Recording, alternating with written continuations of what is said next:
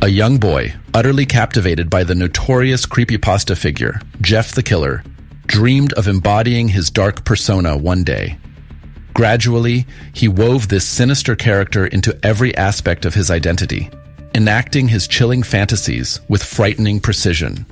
While many now dismiss creepypasta tales as laughable internet cliches, a decade ago, they captivated the minds of countless teens and children, sparking both terror and intrigue. In this case, however, what began as a morbid fascination has spiraled into an all-consuming obsession, a descent where the lines between fantasy and reality have been irrevocably blurred. Donovan Nicholas was a young boy when his father, Shane, decided it was time to find a new woman. The two had been living together out in a small home far out in the country in Urbana, Ohio for a while now. Donovan was told that he was going to have a new mother figure in his life, a woman named Heidi Taylor. Heidi was in her 20s when she met Donovan. By now she already had 2 kids of her own, Todd and Alyssa. In the beginning, the family got along very well. Todd especially had a lot of fun with Donovan. Me and Donovan, we'd go ride in the woods and just do stupid teenage things, and it was never a dull moment. By 2016, Heidi's 2 kids had gotten older and moved out of the house. This left the now 13-year-old Donovan as the only kid left in the home with his father and the woman he called his mom. Donovan, a student at Graham Middle School, had been a fairly normal kid up until this point. However, he slowly began to change. He started acting out, talking back, and behaving badly in general. It's probably just puberty, his family thought. They didn't realize how bad things had truly gotten.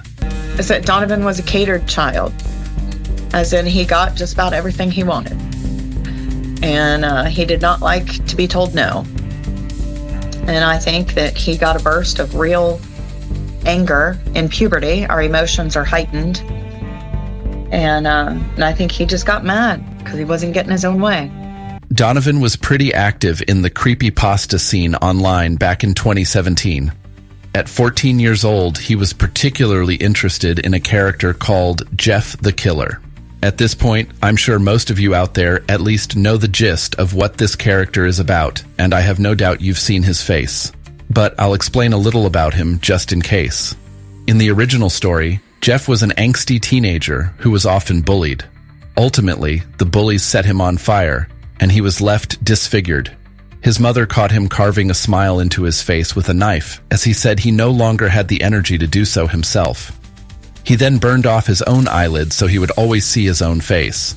Then he murdered his mother and went on a killing spree, dubbing himself Jeff the Killer. Nowadays, Jeff the Killer is often regarded as one of the worst written creepypastas of all time. It's basically an angsty teenage power revenge fantasy, and it's not very subtle at all.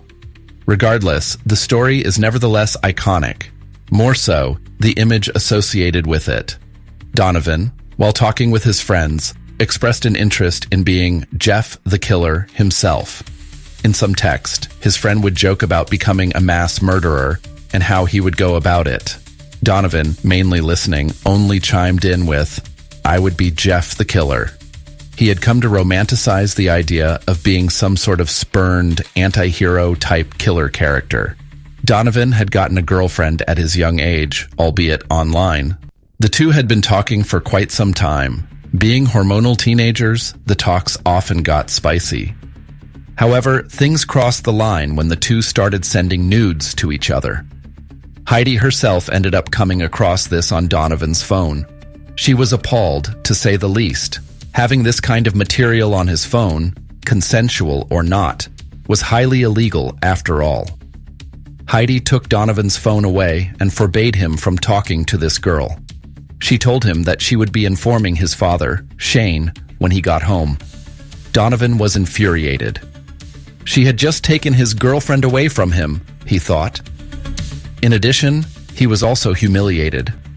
After all, the woman he called his mom had just seen his horny banter with his long-distance girlfriend, and even his nudes. Although things were definitely awkward, Heidi continued about her day as usual. Donovan, however, was doing no such thing. He was plotting revenge. And if he was going to get revenge, he wanted to do it in style, like his favorite internet creepypasta character. Donovan put on an all-black outfit, from his shirt to his pants to his shoes. He went into the kitchen and grabbed what he called a medium-sized knife. He then went into the bathroom and, using a needle, cut a smile into his cheeks in the same fashion as the iconic photo of Jeff the Killer. He waited down at the bottom of the stairs, hiding just around the corner, waiting for his mom to come down. When she didn't come down on her own, he instead called her name. She came down the stairs without much thought. This was when Donovan grabbed her from behind. He hugged her tightly for a moment before he pulled out his knife. He began his attack, stabbing Heidi 60 times all over her body as she attempted to fight back. The scene erupted into chaos as Donovan swung the knife and Heidi begged for her life. At some point during the attack, Donovan ended up cutting himself on the leg with his knife. As Heidi lay on the ground, begging for her life, asking him to please call 911, she calmly slipped away to get a glass of water. This was when Heidi, somehow in her condition, stood up and ran up the stairs to get her phone. In her weak state, it wasn't difficult for Donovan to outrun her and get there before she did. He pulled his father's 9mm handgun from the nightstand. He struggled to load it, taking a few tries to succeed. When he did, he aimed it at Heidi and shot her once in the head. Donovan sat for a moment before grabbing the phone and heading back downstairs to the kitchen. He called 911 himself, leading to a very bizarre phone call that left the operator fairly confused. Where's your emergency? I just killed my mother. And what happened, sir? I just killed my mother, and I need to go to the hospital. Likely realizing that the operator was confused at his admission of guilt and sudden recantation, Donovan attempted to elaborate on the situation. I didn't want to kill her. Donovan realized he needed to explain his backstory a little more clearly, elaborating on how the Jeff character works. It wasn't me who killed her. It was Jeff. He did all he could to blame this on Jeff in the end, attempting to get as much sympathy as possible from the operator. What happened? Who did it? Jeff. Yeah. I'm sorry, this is becoming really hard to explain, but I kind of have another person inside me. Like, What happened to your mom? He killed her. He snapped. All right, are you able to say who's with you? I am by myself, me and Jeff. But I swear it wasn't me. It was Jeff. Jeff is inside me. The operator still didn't completely understand what he was getting at, so he attempted to explain until the police finally showed up and restrained Donovan. Jess is inside you? Yes. Okay. He sometimes takes control, and I have no control over him. I hate Jeff so much. He's gonna make me die in prison. After the call ended, the police quickly threw Donovan into cuffs and took him away. They found Heidi dead on the floor with 60 stab wounds and one final gunshot wound to the head. Donovan, all the way, asserted that he was not the one to blame. Heidi's 2 children, who were raised alongside Donovan for much of their lives, were left in disbelief. Shane, as well, was completely dumbfounded as he heard the news. Nobody expected anything even near this level to ever happen in their home. Alyssa described Heidi as being the ideal grandmother to her kids, and also as her own best friend. She told the news media, "For my sanity, I would like to think there is something truly wrong with Donovan for to do something so horrific." Heidi's son, Todd, was much more skeptical about whether or not Donovan really did have some sort of different personality in his head. More than that, he wrestled with the brutality of the attack himself. The Champaign County Juvenile Court transferred Donovan's case to an adult court at the suggestion of a prosecutor. By Ohio law, The court is allowed to transfer a child to an adult court if they are both at least 14 years old and there is no expectation that the child can be rehabilitated. This applies in cases such as these, instances of extreme violence. They're even more likely to be transferred if they are deemed to be a danger to the public. In 2018, Donovan, now 16 years old, was all set to go on trial for the murder of the woman he called Mom. While on trial in Champaign County Common Pleas Court, he continued to adamantly claim that Jeff the killer, not him, was completely responsible for the murder. He even attempted to plead not guilty by reason of insanity, but the court found him mentally competent to stand trial. The Champaign County prosecutor, Kevin Tellaby, completely disputed Donovan's claims of having an alternate personality, saying it was merely an excuse for his vicious crime. Psychologists did indeed find Donovan to be legally sane. While Donovan's lawyer, Timothy Hackett, claimed that he suffered from dissociative identity disorder, some psychologists did not agree. It seemed to them that Donovan's idea of DID was mainly based on horror movies. Rather than showing actual symptoms of the disorder, he more or less acted the part as it would appear on TV. Donovan's lawyer noted that some psychologists did state that he struggled with depression and self-harm, possibly giving credence to his claims of more severe mental illness. Before there was any official diagnosis, the lawyer stated, "It's got feathers, it flies. You don't really have to identify the bird to know that it's a bird." I think it was abundantly clear that, 1, he was severely mentally ill, and 2, that illness was consistent with dissociative identity disorder. The court ordered a doctor named Daniel Hrinko to conduct an evaluation of Donovan's mental state. The doctor concluded that he would be perfectly fine to receive treatment within the juvenile system, saying that it would be incredibly rare for someone at his age to have dissociative identity disorder. Note that those with the disorder rarely show violence, especially at this level as a symptom. He also acknowledged that Donovan posed a significant risk to the community based on what he had done, noting that he himself expressed that the Jeff character had ongoing violent impulses and wanted to kill more people than just Heidi.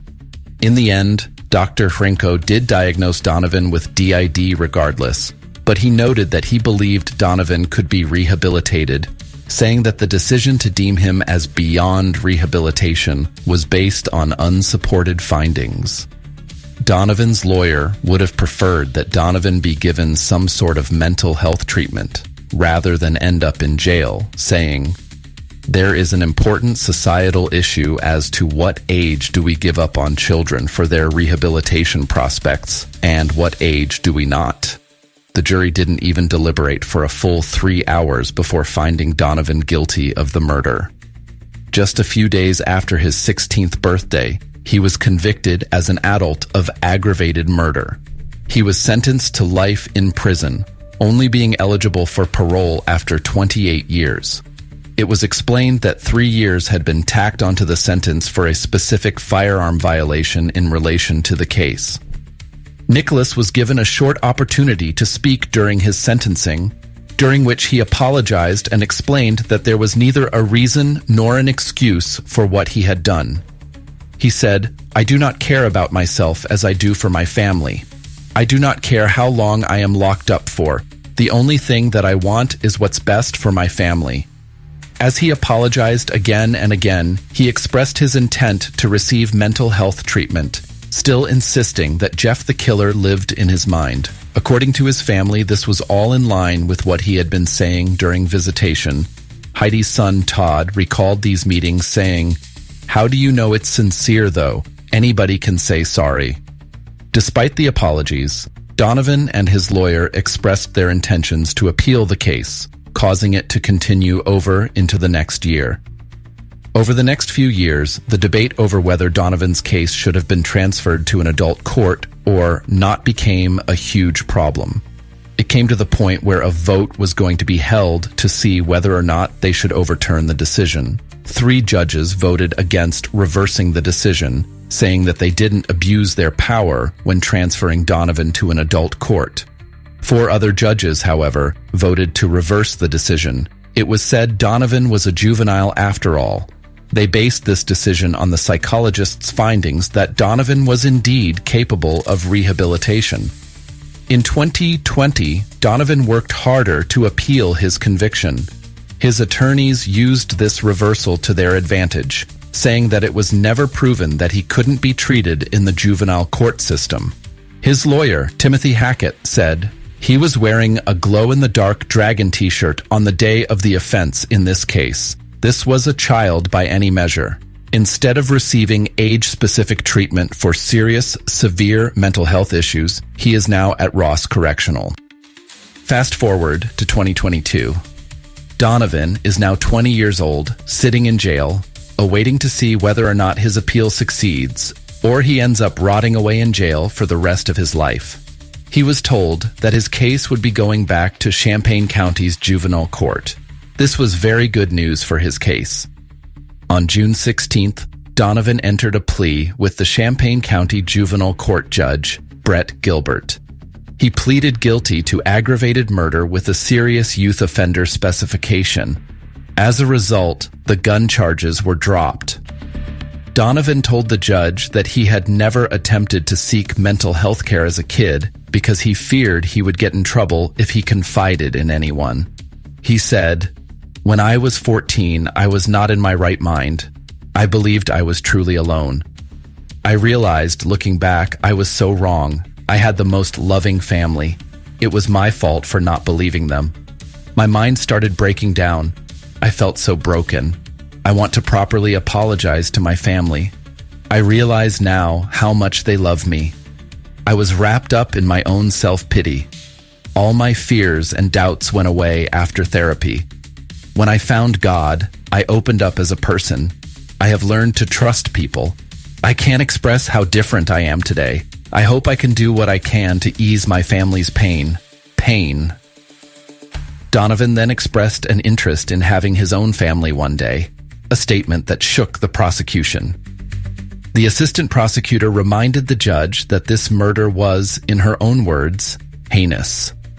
2 members of Heidi's family appeared at the hearing, remaining completely silent. They provided a written statement, read by the prosecution, stating that they didn't agree with the court's decision, saying that they still continue to suffer. I don't see how a person can come back from that and be a good person. So if he does and he gets a little piece of paper saying he's rehabilitated or however that works, as far as I'm concerned, that it's just stuff to start a fire. It means nothing to me. The judge spoke to the victim's family directly, lamenting that there was only so much the juvenile court could do now that Donovan was about to turn 21. At that point, they couldn't give him any sort of sentence. Since he wasn't given this retrial until this late, it effectively resulted in a loophole where no court could actually prosecute him anymore. He told the family, "I am sorry for the court process. I can't bring Heidi back. This is the most violent, horrific offense I've ever seen." Speaking to Donovan, he said, "You get to live. She doesn't get to do that. That's something you'll have to live with every day." A plea to adjust the sentence was accepted. Now, the juvenile court was all set to sentence Donovan for his crime. After hearing statements from both Donovan's lawyer and the prosecution, the judge imposed a suspended sentence of 25 years to life. This meant that if Donovan violated any terms of the plea agreement, he would be serving that sentence. But he was free. After being pushed from court to court for years, entering all sorts of legal shenanigans and loopholes, and being utterly confused about his future, he was ready to walk free again. You think you're going to get justice for your family and your mom, and then guess who gets to walk away? I feel that it is a misjustice.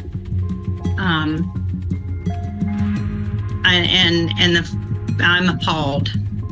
The court was only going to be able to give Donovan so much help when it came to transitioning back into normal society. They could only do so up until his 20th birthday, and it was quickly coming up. The prosecution was very concerned that Donovan may kill again, as moving forward, there was no way to guarantee he would continue seeking mental help. Donovan was taken from the youth correctional facility he was housed in and sent to the Department of Youth Services in order to give him at least a small bit of transition before his 20th birthday. They hoped that he would at least nail the fundamentals of being a functioning member of society by then. On July 9th, Donovan turned 21 years old. The juvenile court no longer had any sort of jurisdiction over him. He was completely free. Legally, nothing was holding him back any longer.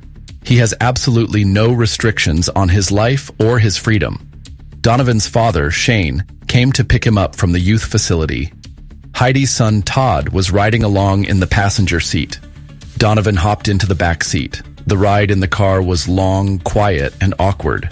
Todd glanced back at Donovan in the rearview mirror, seeing the man who murdered his mother sitting there free and blissful. Todd had no idea what to say to him, but eventually he spoke his mind. He was in the back with a box of his stuff from prison.